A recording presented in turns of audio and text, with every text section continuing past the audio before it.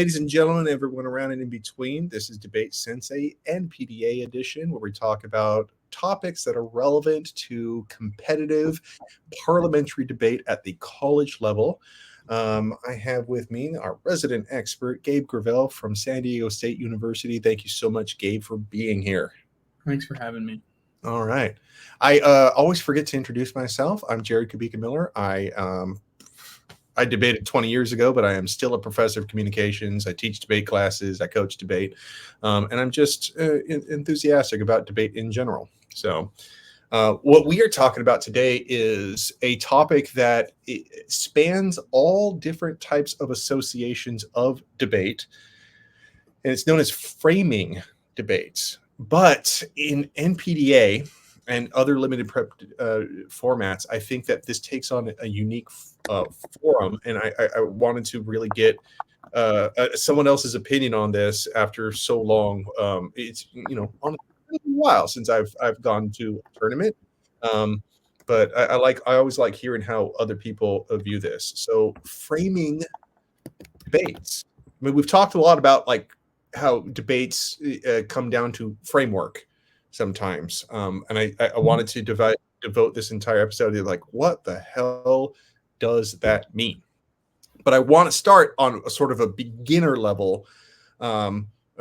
Most students of NPDA or other limited preparation debate events, one of their first lessons that they ever learn, and sometimes they learn it a hard way, is about what was known as the trichotomy, the fact, value, policy distinction between resolutions.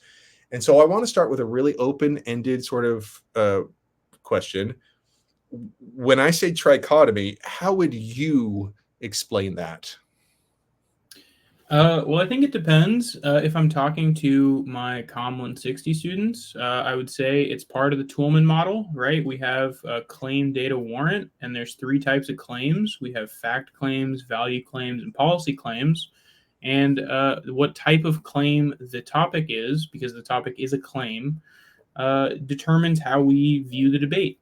That's kind of how I would start things. But if I was talking to my debaters or not COM students, I would say that, yeah, there's three types of claims, three types of topics. A fact topic is a statement that can be proved true or false.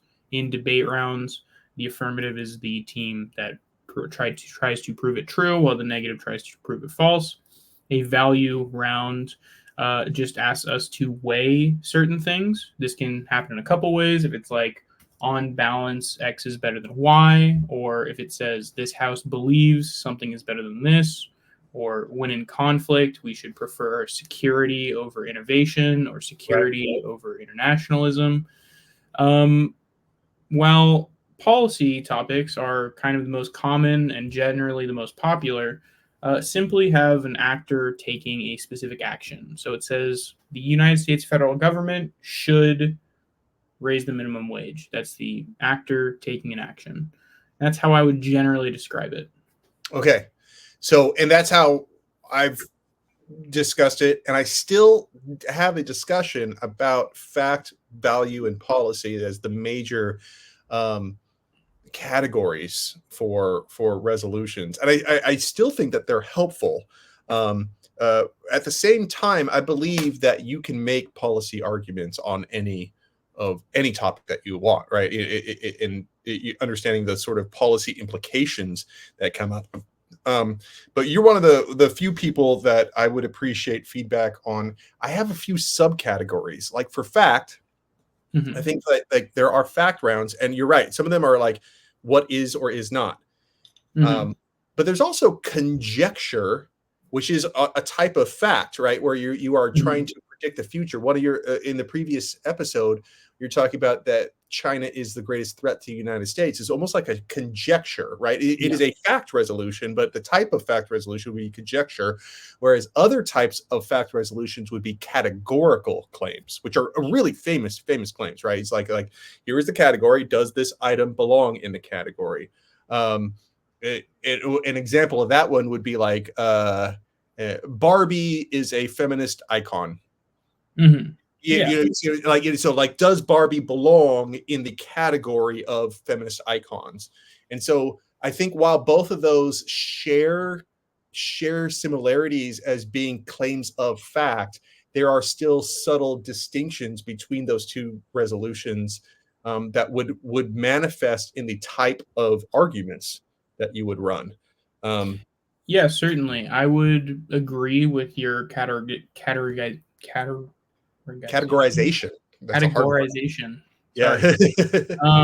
Of those different types of resolutions. And I would say it is kind of an important thing. I remember, when you are competing on the national circuit and you've had 9 out of your 10 last rounds be policies, and you're sitting there in octofinals ELM1, and they give you a resolution that you're not even quite sure if it's a fact or a value, you start to kind of scramble, right? Barbie is a feminist icon. That sounds like, do we value her as a, based on these political views? But really, the grammar makes it a statement of fact. And those sort of distinctions can be difficult if you're not thinking about the trichotomy, and they are unique to parley debate generally.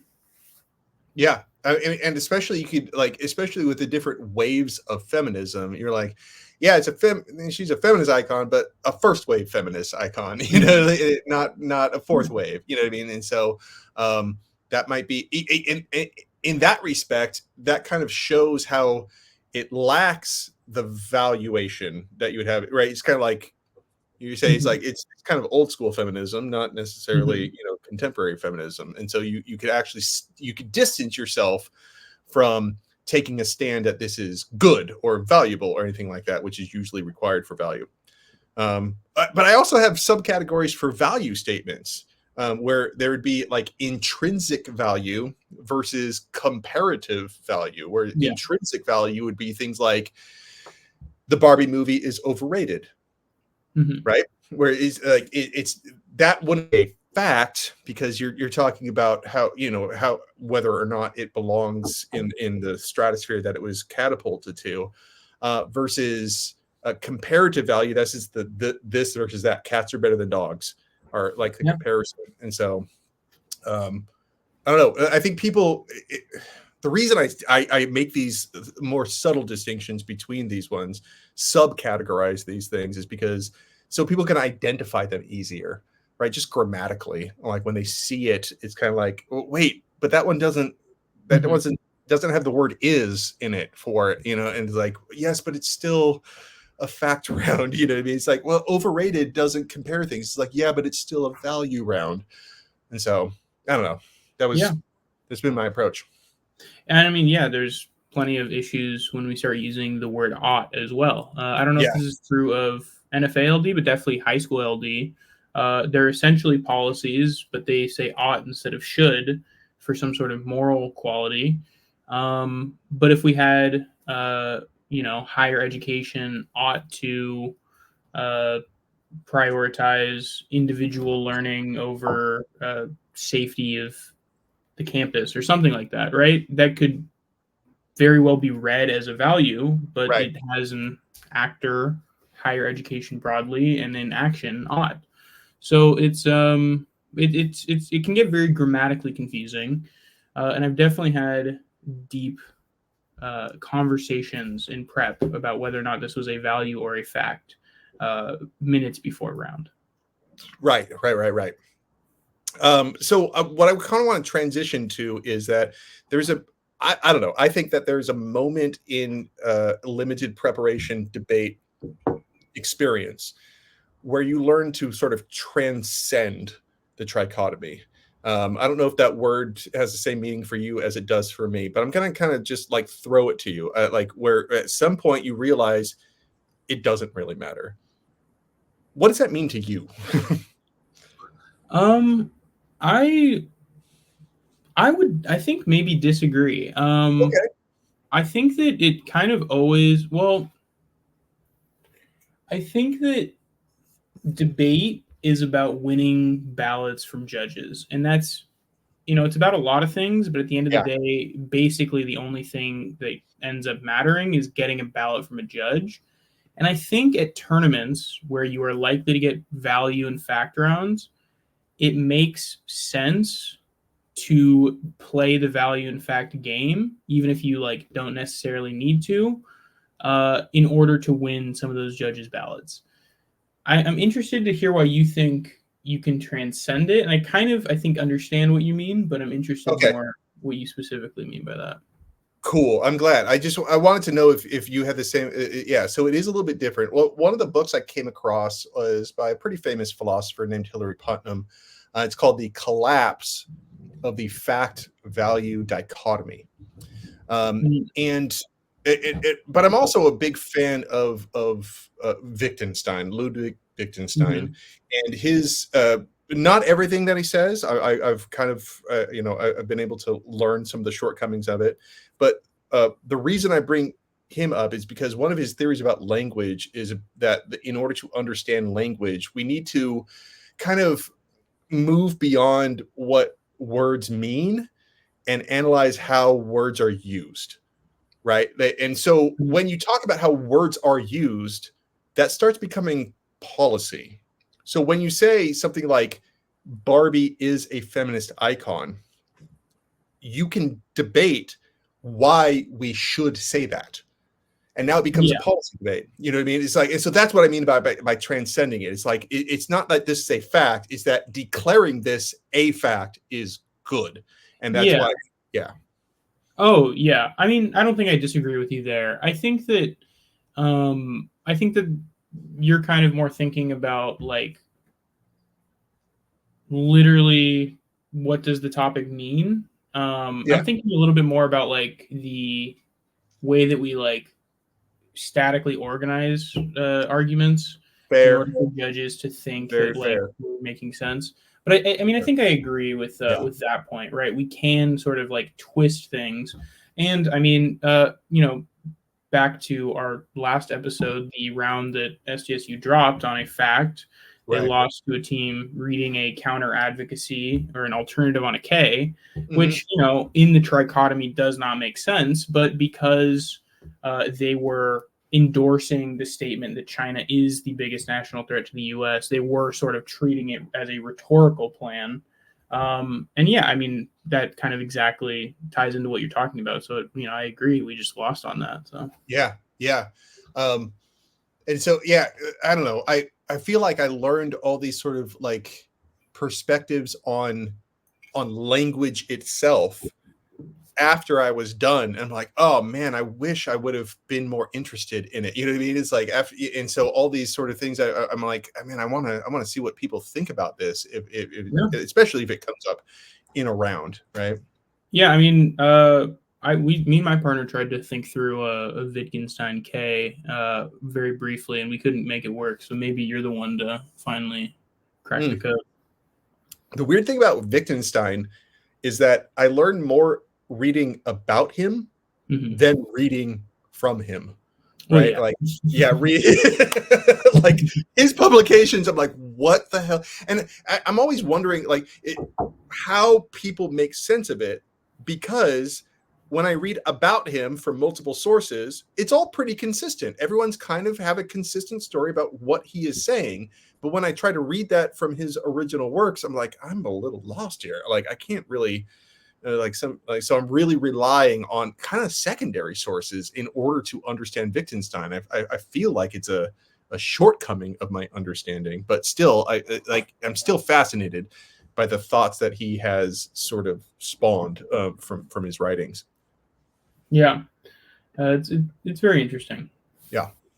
All right. So, anyways, that is, but like you said, even if I went back on Wittgenstein about like language use, I still use the trichotomy in class because I think it is useful. I think I think it does do things. You know what I mean? It's like, I think once you understand, you're like, yes, it is useful, but in this case, it is better that I sort of break down those things and have a discussion that's a little bit like, elevated from whether or not, the Barbie movies ticket sales, make it an icon or something like that.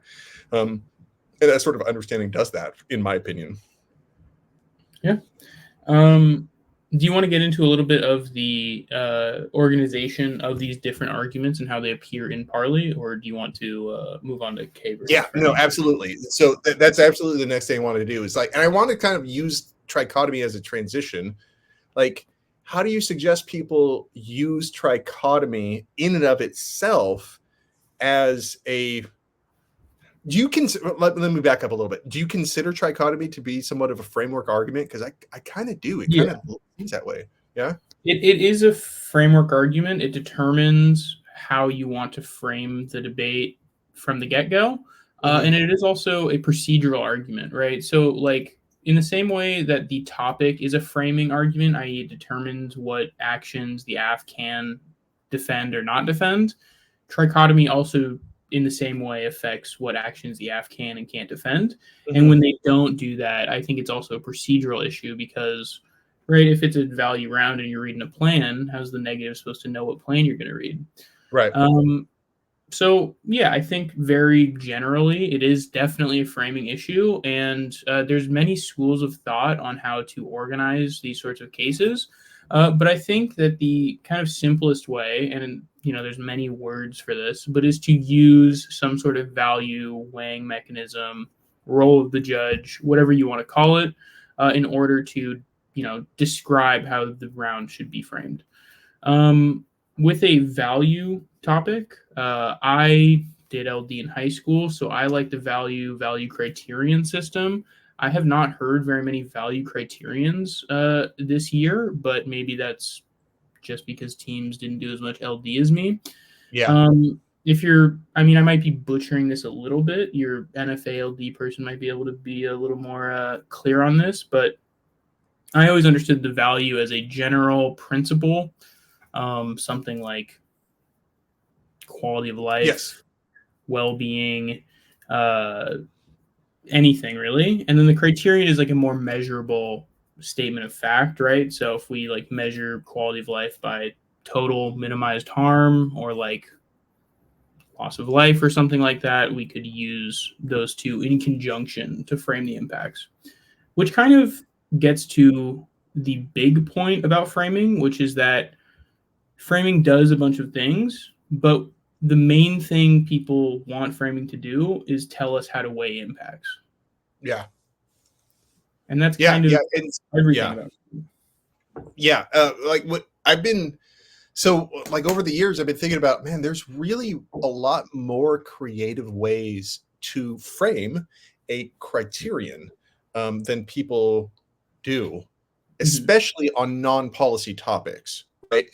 Like because advantages versus disadvantages in a fiat sort of world is a really typical default position to go to.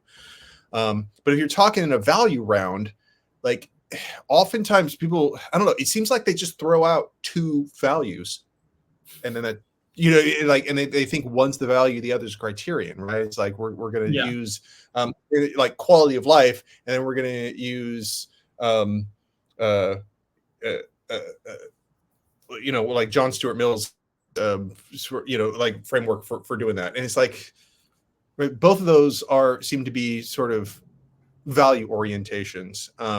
And so this is actually another thing I'd love to run by another coach, but I was thinking that criteria, there's so much room to be creative in your criteria. Well, let's take an example, and I'd love to hear you weigh in on this. If the example was like cats are better than dogs, Mm-hmm. if you valued, let's say, human survival, Mm-hmm. and then the criteria is like, imagine a world in which we could only have one, which one would we keep? Mm. Right?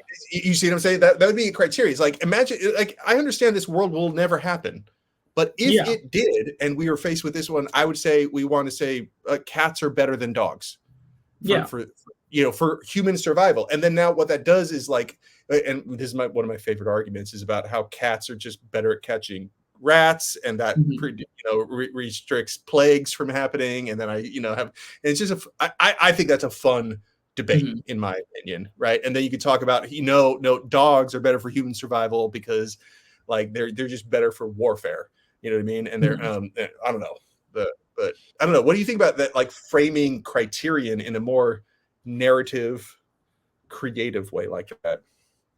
I mean, I think you can, and I think that Criterion's kind of where we get to like set burdens without people don't, I think, realize that Criterion's where you get to set burdens. So, I mean, we did a value practice round on Monday, and I was telling my students for their criterion to read, an argument that delineates sort of like the burdens of this value. It was medical ethics versus medical technology. Yeah. And, like in the criterion, we like also laid out that we should make sure to like only disregard medical technology when the two are in conflict, right? Right. And I think that's like a key framing issue. Right. That like, frankly, I don't know where else you would put something like that other than the criterion, which helps us like evaluate, right? Because if we're just saying all technology versus all ethics, right? What even is that debate? But if we're saying in conflict, we get to like, have clash. Okay, cool. And that spawned is another way to sort of look or give perspective on a criterion. What's your opinion on like sort of case study analysis in terms of framework? So like, the ethics versus technology, my mind goes to, I want to pick a case study where those two are in conflict very specifically, and then say, whatever side I'm on, it would lean that way. You know what I mean? It's like I don't care what the technology says. We got to, and in this, I can't even think of a case example. But listen, we're only going to talk about abortion. I don't know. We're only going to talk about cancer. You know what I mean? It's like, or this one famous contemporary example of it, and we'll determine this debate based on that example. And obviously you have to choose one that's debatable, though. I think that one, because it's a limited prep format, starts to kind of fall apart because, right? I mean, like, so you have, like you just said, like the caveat, right? You have to pick one that's debatable. But like when sort of like for your argument to function, you have to like make it easier for the other team. It kind of like starts to fall apart because either you are like picking something that the other team is not going to like procedurally or strategically object to, and then you're not really gaining that much of an advantage, or you're going to like pick something super narrow, which is what's strategic, and then they're going to like kind of rightfully point out that like it's beyond the scope of the AF's burden to like decide they only have to defend one instance of the AF or of the topic. Right. Okay. Cool. So what I think that, oh man, that does kind of lend really well into like really modern debate. I hope it's modern. I think it's modern. But where people, run critical AFs, where they run rejecting the resolution on the affirmative. And I think a really predictable thing on either one of those scenarios from the negative is to argue framework. In your sort of perspective, what does that argument, what needs to go into that argument? Either one too, right? Like, I think that the affirmative needs to do a little framework work. But like, how does that debate go? How does it sound? What's the shape of it? Yeah. So, I mean, there are many different shapes. But I would say generally that the K framework is stating what debate is. I think that other arguments that are within the framework that are not about what debate is, I'm not saying they don't belong in framework, but they are like technically being utilized as more like tricks or like offensive arguments, right? Generally, the role of framework is to determine what debate is. And the two things that you have to determine when you're determining that are what methods are okay, or what methods work, or what methods are solvent, and what impacts matter. So for what methods work, K framework obviously, this is going to largely depend on the alternative that the K is advocating for. K framework is going to largely try to explain why traditional fiated policy options are a bad method and why more discursive or pedagogical or like theoretical alternatives are good. There's plenty of ways to do this, but that's the general idea. Then they're going to make arguments about what impacts matter. And this relates not only to like nuke war, extinction, suffering, whatever, but also to impacts like fairness and education, right? Especially on the affirmative, you need to have in the PMC arguments that give you leeway against the fairness and education claims that the negative is going to bring up in their framework shell in the LOC. If you don't have that, you're going to be extremely behind in the MG, and any good MO is going to win. That being said, you also need to generally frame like global impacts, right? Like, do we think death is bad, right? If we're reading like Nietzsche or something, do we think there's things that are worse than death, right? All of these arguments belong in the K framework under the idea of like what is debate. Okay. So it starts becoming a debate about debate, like what is the proper way to do this. So how does framework work into? I've always struggled with this about pre-fiat critiques and post-fiat critiques, right? And I think the more people understand framework, the more they might understand that. When I say those two terms, pre-fiat and post-fiat, what does that mean to you? Well, generally fiat, going back to COM 160, is the idea that like instead of debating whether or not something will happen, we get to debate whether it should happen, right? So the USFG should pass a bill that gets rid of corn subsidies. We don't have to sit through, half an hour of arguments about why that would never happen, right? We get to just assume that it happened, and that assumption is fiat. In the context of the K, I think that the term fiat gets sort of stretched and used beyond this actual meaning, and it gets used to mean essentially thinking that the government or the state or whatever your actor is will do something, right? The idea that another actor should take this action as opposed to like individuals in the round or the judge or like something more localized. That's generally how it breaks down. And you can think of it like that, right? If we are saying we will pass this plan and the government will go save all these lives, the post-fiat impacts or whatever happens when that happens in our imagination. The pre-fiat impacts are what happens inside of the debate round while we're thinking about it, or potentially what happens to the people watching the round, the judge, anything like that, right? It is, some might say, the real impact of debate. Right. That we learn about stuff, right? Education and fairness are pre-fiat impacts, while war, extinction, whatever, hopefully are not pre-fiat impacts. Hopefully are in the world of fiat. So okay, now, yeah. So the alternative seems to be a really important part of this, right? How does framework?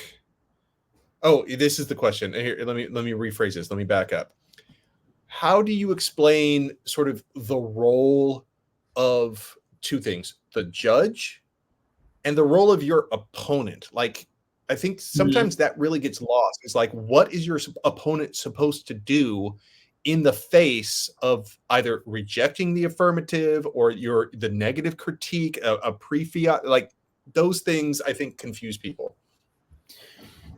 Yeah. I mean, it's a great question. I think generally what is your judge supposed to do is answered within what is debate, right?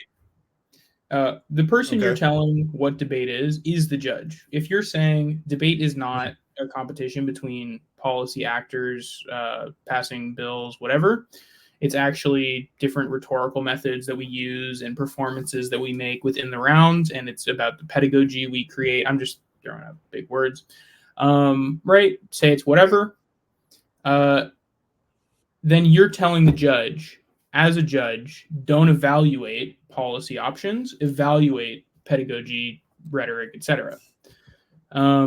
As for the role of the other team, that is a fairness question, and that is something that is often brought up by framework teams. However, I would say that this is generally an undercovered aspect of this debate. I would not say that there is a like consensus good answer for what the role of the negative is when the other team rejects the topic. And that's because, and this is where I think people might disagree with me, the role of the negative is to tell them that they're breaking the rules. I think that like the K versus framework debate, the role of the negative is that the negative gets to say the rules are on our side, you're breaking the rules, and they exist as almost like a hurdle for the affirmative to overcome. It's a pretty big hurdle, though. That gets really meta about what I think about the K versus framework debate, and I don't know that we have time to get into that. No. I think we've done enough. We've done enough, right? Like, and I'm glad we had this discussion because in comparison to NFALD and CETA, this discussion sounds very different. All right, well, the last 10 minutes sounds very similar, but all the stuff prior to it about how to understand, initial claims that spawn debate and things like that, it is very different. And so I'm really glad that comparison now exists in video form. And so thanks for helping me out on kind of like working through these things. And like even off camera, I'd like to talk to you some more about this. Yeah, of course. I love talking about framework. Excellent. All right. Thank you, Gabe. We'll have at least one more episode. I think only one more episode in the future beyond this. And so we'll see you then. Bye.